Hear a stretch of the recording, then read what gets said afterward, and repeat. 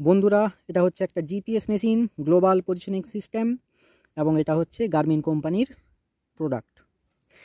এটা হচ্ছে এর উল্টো দিক, এখানে ব্যাটারি লাগানো হয়। এই হুকটাকে খুলে আবার এটাকে হচ্ছে তার সোজা দিক।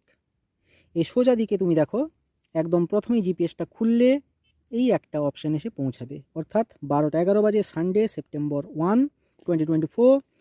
এতে তোমার রয়েছে কি, ব্যাটারি কোয়ালিটি কতটা রয়েছে, কোয়ান্টিটি সেটা দেখাচ্ছে, তার সঙ্গে তোমার জিপিএসের কানেক্টিভিটি কেমন রয়েছে সেইটাকে এখানে তুলে ধরছে। এখন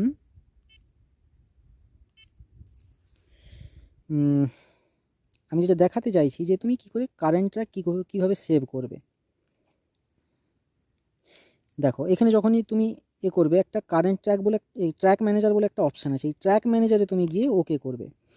ট্র্যাক ম্যানেজারে গেলে দেখো কারেন্ট ট্র্যাক রয়েছে,